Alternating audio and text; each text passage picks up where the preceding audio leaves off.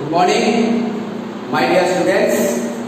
आशा करता हूँ कि तुम सब अपने अपने घरों पे स्वस्थ हो, एकदम मजे से हो, पढ़ाई भी कर रहे हो, एकदम बिंदास तुम लोगों का सब कुछ चल रहा है। हम जो चैप्टर शुरू किए थे न्यूक्लियाई, उस दिन हमने आइंस्टाइन थ्योरी ऑफ रिलेटिविटी से मास एनर्जी इक्विवेलेंस देखा था। आज हम उससे और फर्दर स्टडी करेंगे, ठीक है। आज हम स्टडी करेंगे न्यूक्लियर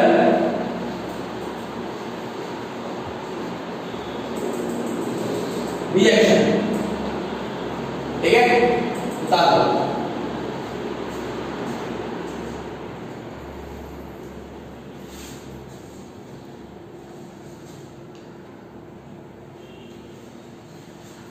क्या स्टडी करेंगे आज हम, क्या पढ़ाई करेंगे सर, क्या पढ़ाई करेंगे कि हम आज न्यूक्लियर रिएक्शन पढ़ाई करेंगे। देखो, कोविड-19 की वजह से हमारे काउंसिल ने न्यूक्लियर चैप्टर से एक बहुत बड़ा टॉपिक हमारा निकाल दिया गया, जो हम नहीं पढ़ेंगे, जिसका नाम है रेडियो एक्टिविटी। जिसका नाम है रेडियो एक्टिविटी। हम पढ़ेंगे नहीं, ये हम टॉपिक पढ़ेंगे नहीं, क्योंकि ये टॉपिक हमारे काउंसिल के जो सिलेबस है, कोविड-19 पेंडेमिक की वजह से काउंसिल ने ये टॉपिक हमारा निकाल दिया। इसको छोड़ के हम बाकी सारे टॉपिक्स हम पढ़ेंगे, लेकिन विदाउट रेडियो एक्टिविटी को जाने बगैर हम न्यूक्लियर रिएक्शन तक प्रोसीड नहीं कर सकते। हम पढ़ेंगे नहीं, लेकिन थोड़ा नॉलेज हमको चाहिए, जस्ट थोड़ा नॉलेज। हमको डिटेल्स नहीं चाहिए, कुछ भी नहीं चाहिए। हम पढ़ेंगे नहीं, हमको नोट्स भी नहीं चाहिए, कुछ भी नहीं चाहिए, सिर्फ थोड़ा सा नॉलेज हमको चाहिए, थोड़ा नॉलेज चाहिए, ताकि हम न्यूक्लियर रिएक्शन तक प्रोसीड कर सके, ठीक है। देखो, रेडियो एक्टिविटी ऐसा प्रोसेस है जहां पे स्पॉन्टेनियस एमिशन ऑफ अल्फा रे, लिखने की कोई जरूरत नहीं है, अल्फा रे, बीटा रे एंड गामा रे, ये तीनों रे हमारे रेडियो एक्टिव मटेरियल से होता है। किससे होता है सर? कि रेडियो एक्टिव मटेरियल से होता है, ठीक है। अभी जो पीरियोडिक टेबल के जो नीचे का जो लैंथेनॉइड्स एंड एक्टिनॉइड्स सीरीज है, वहां का जितना भी हमारे एलिमेंट्स है, सारे हमारे रेडियो एक्टिव एलिमेंट है। सपोज यूरेनियम 92, 235, ठीक है, ऐसा करके प्लूटोनियम, नेपच्यूनियम, रादरफोर्डियम, जितने भी ऐसे कुछ एलिमेंट्स हैं, वो सारे हमारे रेडियो एक्टिव एलिमेंट्स हैं। अगर ऐसा कुछ जिसका atomic number greater than 18 and mass number greater than 180, ऐसा कुछ रहता है, तो ऐसे एलिमेंट्स को हम बोलेंगे रेडियो एक्टिव एलिमेंट, ठीक है। तो ऐसे रेडियो एक्टिव एलिमेंट से spontaneous emission of alpha, beta and gamma. Alpha ray positively charge helium particle,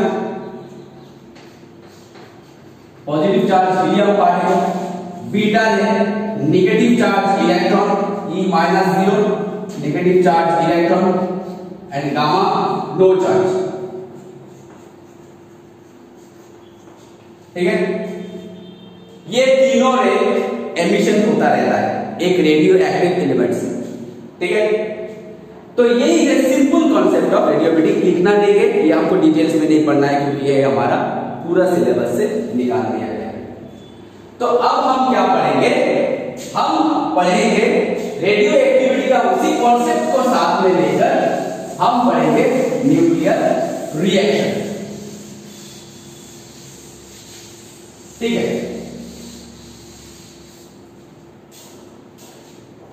nuclear reaction. तो न्यूक्लियर रिएक्शन में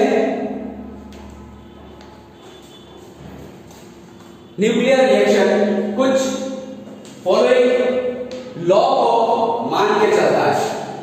laws of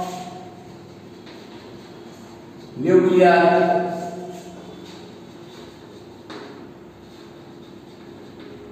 reaction, laws of nuclear reaction. Suppose simple अगर मैं example लूं, हमारे कुछ भी एक एग्जाम्पल, सपोज C+O2 AOCO2, तो ये साइड है हमारे प्रोडक्ट, सॉरी रिएक्टेंट, और ये है हमारे प्रोडक्ट।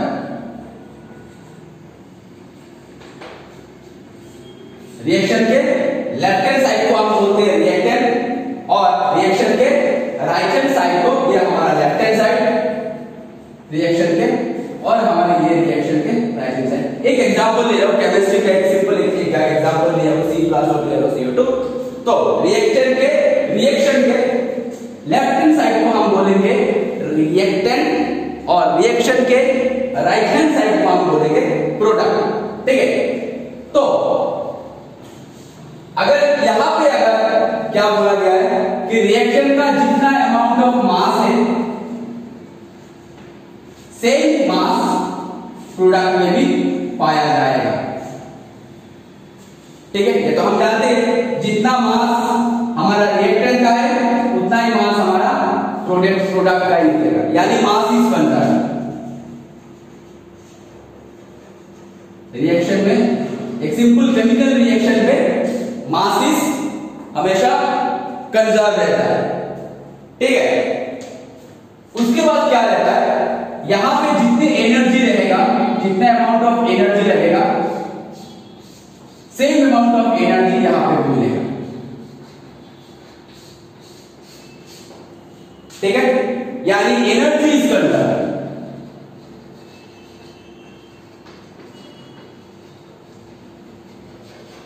यानी सिंपल केमिकल रिएक्शन, ये मैं फिजिक्स का नहीं बोल रहा हूं, न्यूक्लियर रिएक्शन नहीं बोल रहा हूं, जस्ट सिंपल केमिकल रिएक्शन बोल रहा हूं। मास कंजर्व है, एनर्जी हमारा कंजर्व है। ठीक है, तो same laws of nuclear reaction क्या बोलता है कि same number 1 laws of nuclear reaction क्या बोलता है हमारा, नंबर 1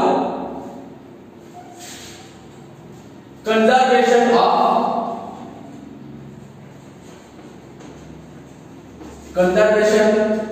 ऑफ एनर्जी।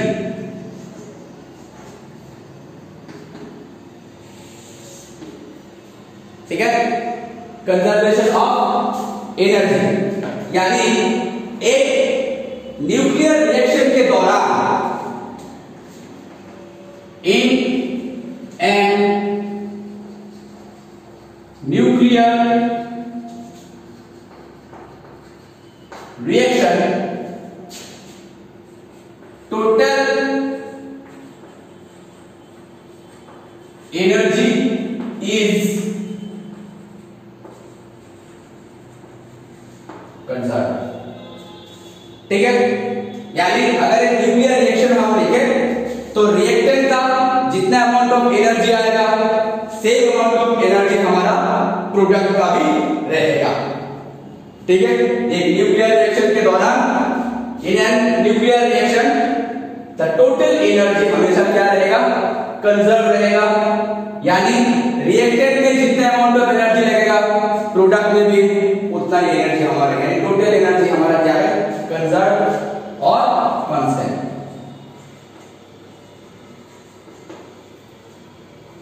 ठीक है, number 2 conservation of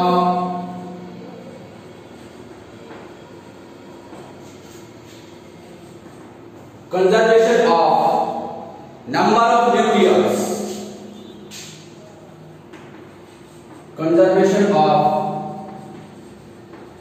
number of nucleons।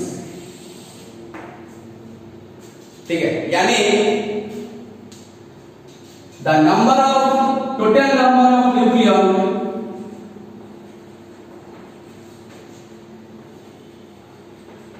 total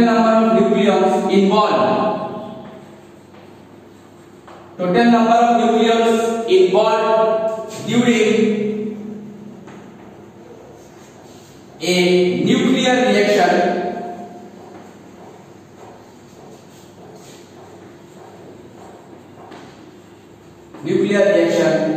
is conserved। ठीक है, टोटल नंबर ऑफ न्यूक्लियस यानी जितना अमाउंट ऑफ मास नंबर या एटॉमिक नंबर हमारे रिएक्टेंट में रहेगा, ठीक उतना ही हमारा प्रोडक्ट में भी मिलेगा। ठीक है, उससे कम ज्यादा नहीं होगा, उतना ही हमारा मिलेगा। यानी टोटल नंबर ऑफ न्यूक्लियस यानी रिएक्टेंट का अगर हम न्यूक्लियन एटॉमिक नंबर और मास नंबर अगर ऐड करके जितना मिलता है, प्रोडक्ट में भी हमारा एटॉमिक नंबर और मास नंबर ऐड करके उतना ही हमको मिलेगा, उससे कम नहीं मिलेगा या उससे ज्यादा भी नहीं मिलेगा। ठीक है, अगर मिल भी गया तो रिएक्टेंट और प्रोडक्ट का अगर हम देखें तो दोनों का हमारा दोनों साइड में, बोथ लेफ्ट हैंड साइड और राइट हैंड साइड, दोनों साइड में हमारा कंजर्व रहेगा। ठीक है, नंबर 3 कंजर्वेशन ऑफ चार्ज।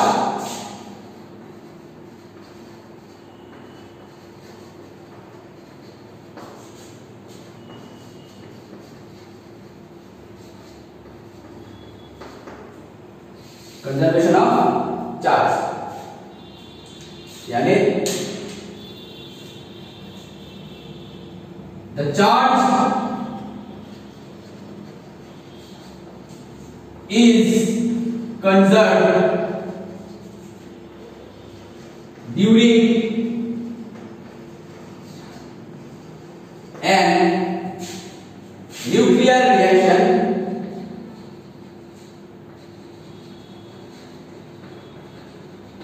ठीक है, चार्ज तो हमारा कांस्टेंट है, कंजर्व है, तो हम इलेक्ट्रोस्टैटिक्स से ही जानते हैं कि चार्ज हमेशा कांस्टेंट रहता है, यानी टोटल नंबर चार्जेस हमेशा कांस्टेंट रहेगा। एक सिस्टम में सपोज यहाँ पे 20 कूलम है, वहां पे भी जाके हमारा 20 कूलम चार्ज ही मिलेगा। ठीक है, याद रखता हूं।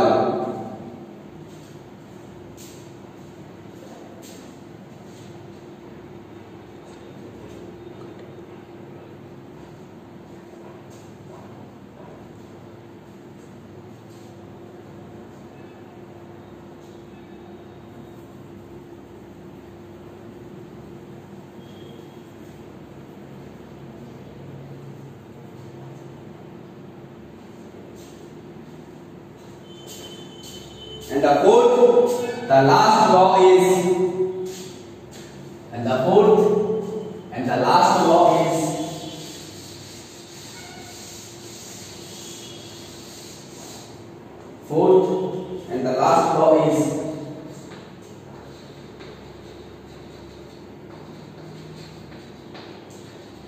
conservation of momentum.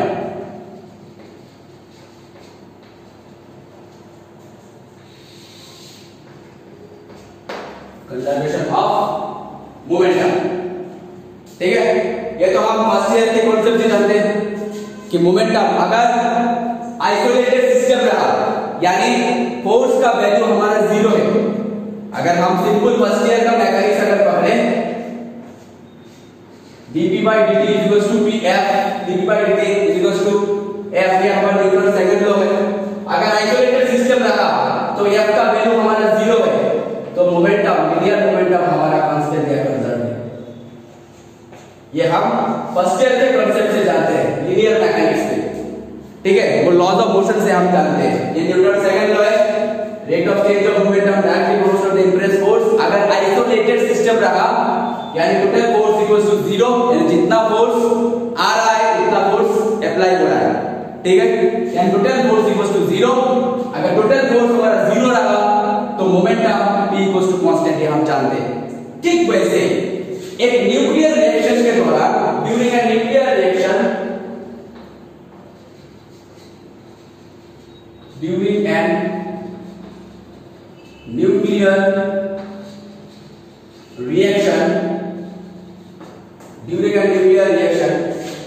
total momentum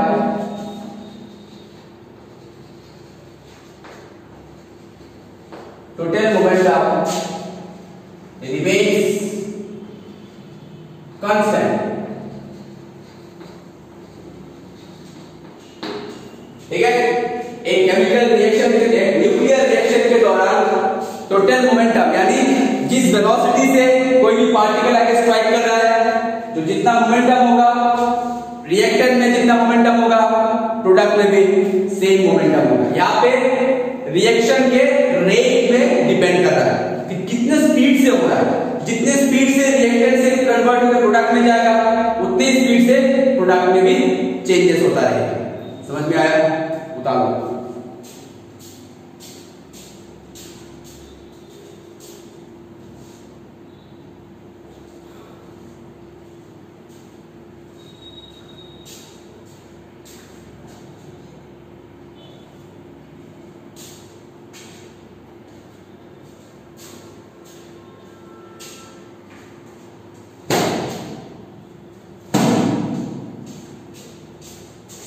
next हम करेंगे classification of nuclear reaction.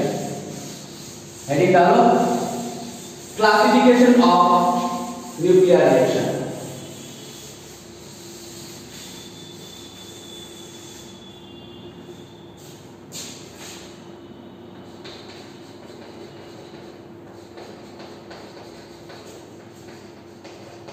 Classification of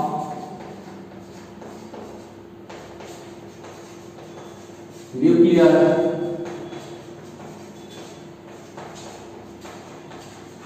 reaction।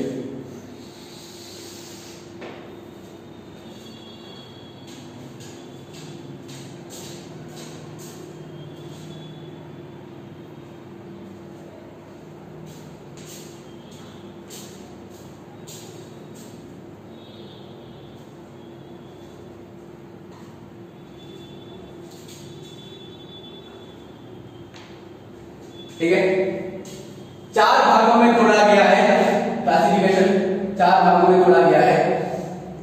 एक number one, first one is elastic scattering. हम डिटेल्स में पढ़ेंगे। Elastic scattering. Second one inelastic scattering।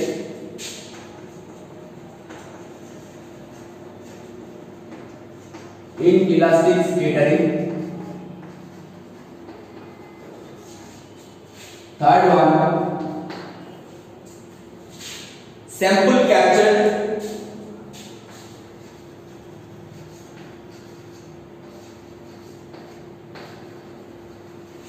and the fourth, the last one, disintegration।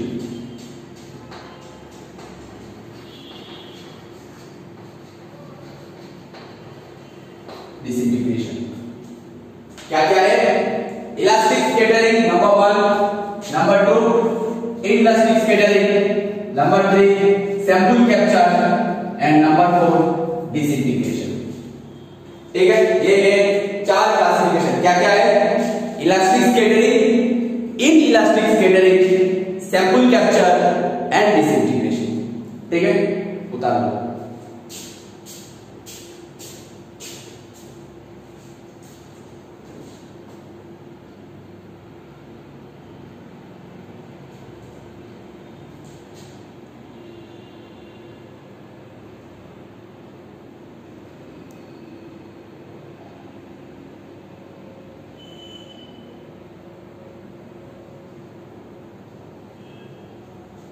Okay, so number one से हम start करते हैं। चलो, elastic scattering.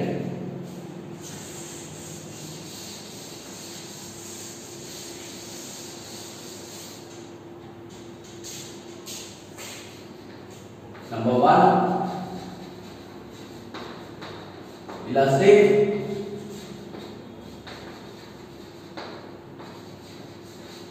Scattering. ठीक है, अभी इलास्टिक स्कैटरिंग क्या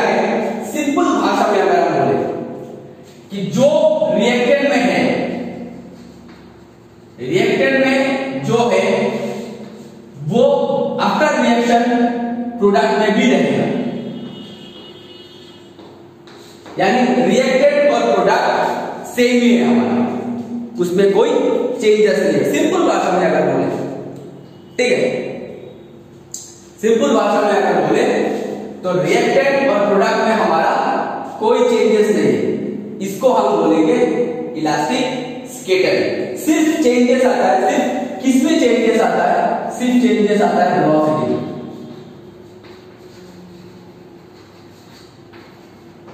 यानी जितने वेलोसिटी मींस रेट, कितने स्पीड से हो रहा है, उसी स्पीड में सिर्फ थोड़ा बहुत इधर उधर डिफरेंस होता है। अदरवाइज इलास्टिक स्कैटरिंग रिएक्टेंट और प्रोडक्ट हमारा सेम ही है। फॉर एग्जांपल अगर हम लिखें कि गोल्ड ए, इसको एटॉमिक नंबर 70 और मास नंबर 297, अगर इसको कोई हीलियम पार्टिकल स्ट्राइक करे, अगर कोई हीलियम पार्टिकल यानी अल्फा पार्टिकल अगर स्ट्राइक करे, He24 अगर स्ट्राइक करे, तो प्रोडक्ट में भी हमारा सेम ही रहेगा, He24 प्लस Au70 297, इसमें कोई चेंजेस नहीं। ये हमारा रिएक्टेंट है और ये हमारा प्रोडक्ट है।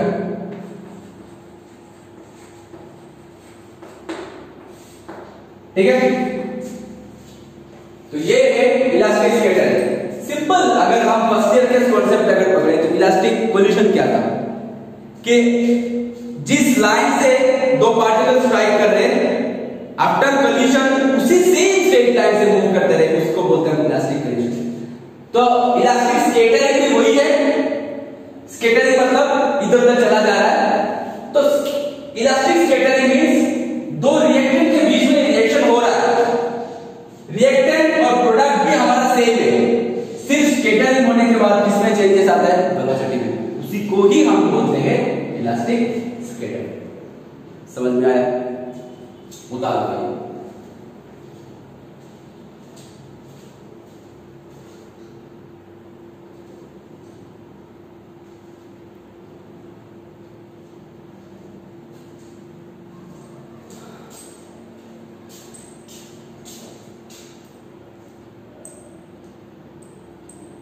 ठीक है,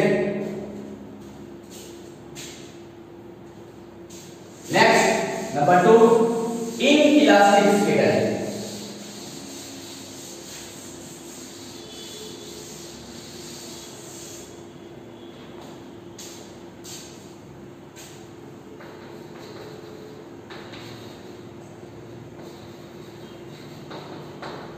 नंबर 2, इनइलास्टिक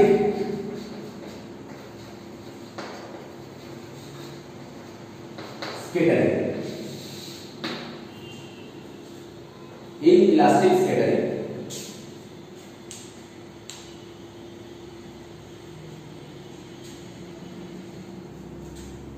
ठीक है।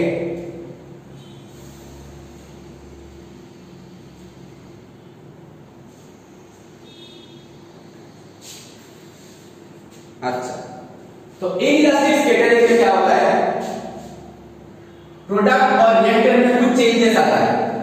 इलास्टिक स्कैटर में, इलास्टिक में तो हमारा प्रोडक्ट और रिएक्टेंट में कोई चेंजेस नहीं था, लेकिन इन इलास्टिक में प्रोडक्ट और रिएक्टेंट और प्रोडक्ट में कुछ चेंजेस आते हैं। फॉर एग्जाम्पल अगर एक एग्जाम्पल से अगर हम देखें, कुछ एग्जाम्पल से अगर हम देखें कि प्रोटियम 1H1 प्लस प्रोटियम के साथ हम लिथियम 3,7 हम रिएक्टेड कर रहे हैं, ठीक है। तो अगर न्यूक्लियर अगर हमारा कंजर्व है, अगर न्यूक्लियर अगर कंजर्व है तो 1 + 7 यहां पे आना चाहिए 8 और 3 + 1 यहां पे आना चाहिए 4, ठीक है। ऐसा कोई प्रोडक्ट होना चाहिए जिसका एटॉमिक नंबर 4 हो और मास नंबर हो हमारा 8, लेकिन चेंजेस इसमें आता है, ये तो हम न्यूक्लियर के हिसाब से बोल रहे हैं, लेकिन इनइलास्टिक स्कैटरिंग में चेंजेस कहां पे आता है कि रिएक्टेंट का एक प्रोडक्ट हमारा सेम रहता है, यानी प्रोटियम हमारा सेम रह गया, प्रोटियम हमारा सेम रह गया, और यहां पे एक और एलिमेंट आएगा, एलिमेंट में चेंज होगा, लिथियम था, अभी लिथियम हो जाएगा एक्साइटेड, अभी लिथियम हो जाएगा एक्साइटेड 7 3, यहां पे हमने स्टार लगा दिया। अब ये स्टार किसलिए, this is called excited lithium, this is called excited compound, ठीक है। देखो 1 + 3 1 + 3, ठीक है, 1 + 7, ये 1 + 7 ही है, ये लिथियम है, ये लिथियम ही है, सेम ही है, सिर्फ डिफरेंस क्या होता है इसमें, क्या चेंज होता है, चेंज इन एनर्जी, इसमें एनर्जी थोड़ा कम, एक्साइटेड में एनर्जी थोड़ा मैक्सिमम ज्यादा, ठीक है। तो इनइलास्टिक स्कैटरिंग में हमको क्या मालूम पड़ता है, इनइलास्टिक स्कैटरिंग से हमको क्या मालूम पड़ता है कि इनइलास्टिक स्कैटरिंग से हमको मालूम पड़ता है कि इसमें चेंजेस होता है, इलास्टिक में तो सेम ही था, प्रोडक्ट और रिएक्टेंट सेम ही था, लेकिन इनइलास्टिक में प्रोडक्ट और रिएक्टेंट सेम नहीं है, ये हमारा रिएक्टेंट है, ये हमारा प्रोडक्ट है, प्रोडक्ट में लिथियम हो गया एक्साइटेड, यानी इसमें अगर कम एनर्जी लगा, इसमें ज्यादा एनर्जी लगा, लेकिन टोटल एनर्जी हमारा क्या है, कंजर्व है। समझ में आया, उतार लो ये।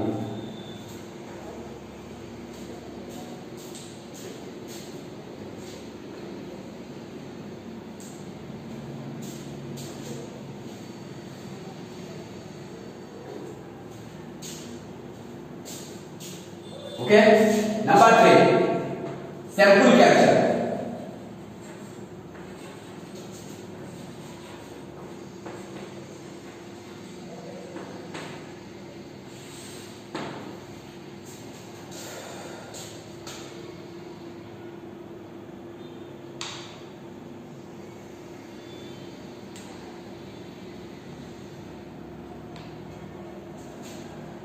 ठीक है, सैंपल कैप्चर है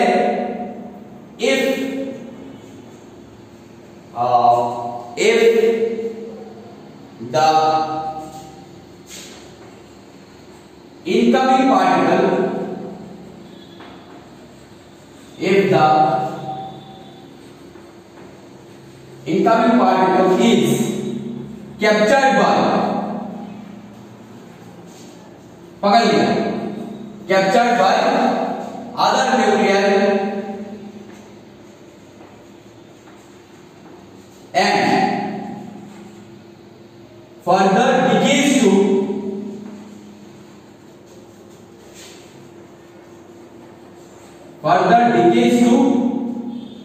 ground state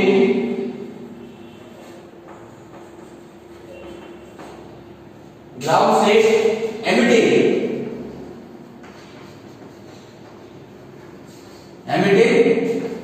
gamma rays। ठीक है, सैंपल कैप्चर ये है कि कोई भी इनकमिंग पार्टिकल आ रहा है उसको कैप्चर कर लिया, पकड़ लिया, कोई भी इनकमिंग पार्टिकल आ रहा है उसको पकड़ लिया, कैप्चर कर लिया, इसी को हम बोलते हैं सैंपल कैप्चर।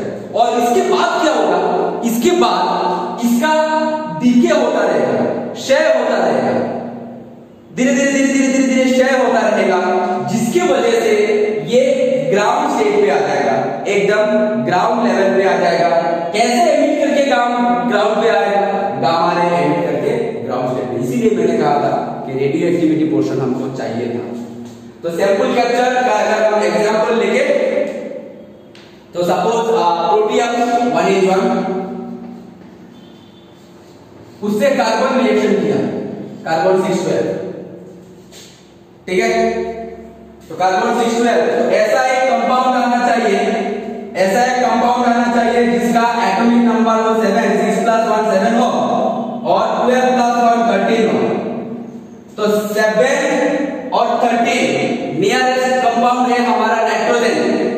14 है, ये 13 है, हम नाइट्रोजन लिख सकते हैं, लेकिन ये ऊपर हम दे देंगे एक स्टार, क्योंकि ये एक्साइटेड नाइट्रोजन है। ठीक है, ये एक्साइटेड नाइट्रोजन है। इसको अगर हम ये डीके होता रहेगा, ये डीके होता रहेगा, नाइट्रोजन एक्साइटेड से ग्राउंड स्टेट पे आ गया, 713 plus energy in the form of photon HF।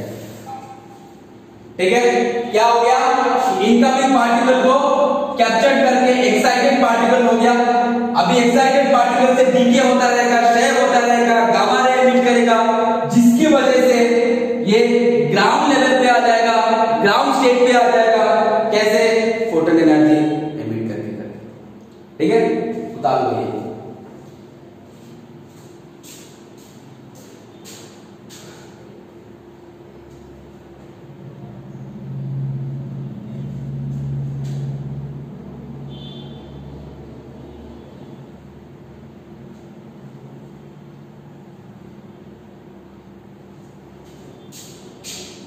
The next, the last one, disintegration.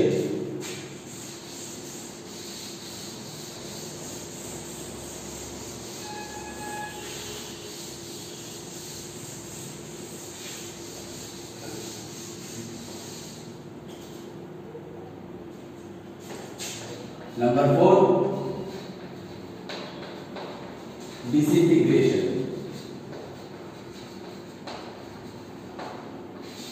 इसको हम डीके भी बोलते हैं, यानी क्षय हो रहा है। ठीक है, एक्चुअली रेडियोएक्टिविटी पोर्शन में अगर हम पढ़ते तो हम जानते हैं कि डीके 3 तरह का डीके होता है। एक होता है अल्फा रे, यानी हीलियम पार्टिकल एमिट करके अल्फा डीके, एक है बीटा रे, यानी इलेक्ट्रॉन बीटा पार्टिकल एमिट करके बीटा डीके, और एक गामा जो कि गामा डीके। लेकिन रेडियोएक्टिविटी हमारे सिलेबस से निकाल दिया, इसलिए हम नहीं पढ़ेंगे, सिर्फ हम ये पढ़ रहे हैं डिसइंटीग्रेशन। ठीक है, तो डिसइंटीग्रेशन का मतलब है कि breaking up,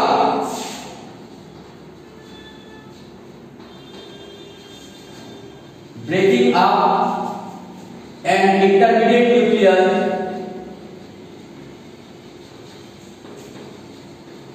breaking up an intermediate nucleus to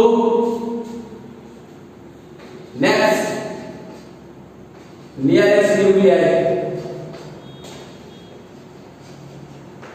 by emitting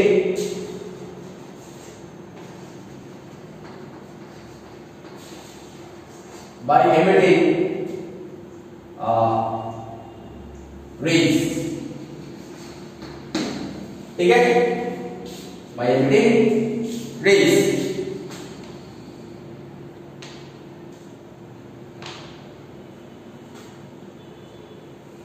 okay,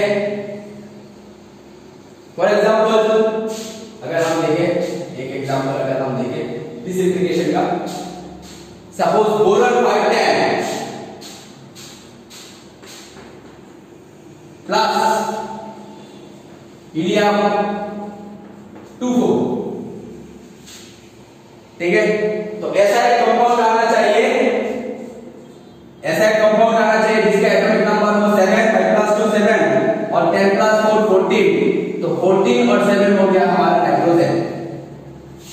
ठीक है, इसी नाइट्रोजन को फर्दर डिसइंटीग्रेट करते हैं तो हम लिख सकते हैं कार्बन, हम लिख सकते हैं कार्बन 613 आ गया और 16 यहाँ पे आ गया। तो इधर क्योंकि न्यूक्लियन तो हमारा कंजर्व है, तो 6 आ गया, 1 7 आ गया और 13 आया, तो एक और 1 चाहिए, तो 1H1 हमारा समझ में आया। देखो 5 प्लस 2 कितना हमारा 7, 10 प्लस 4 कितना हमारा 14। तो 7 और 14 हमारा एक ही कंपाउंड है नाइट्रोजन। तो नाइट्रोजन को अगर हम कार्बन 613 से रिप्रेजेंट कर दिए डीके होने के बाद, तो देखो कार्बन 6 लिख दिया, यहाँ पे 7, तो 7 माइनस 6 कितना रहेगा 1, यहाँ पे 13 है, यहाँ पे 14 है, तो 14 माइनस 13 1 है, वन माने कंपाउंडिंग है हमारा, जिसका टारगेट प्रोटियम। समझ में आया? तो इसी को ये हो गया हमारा अल्फा पार्टिकल डिसइंटीग्रेशन। तो ऐसे करके बहुत सारे डिसइंटीग्रेशन है जो कि तुम लोगों को शीट पे प्रोवाइड कर दिया जाएगा। ठीक है, उतार लो ये।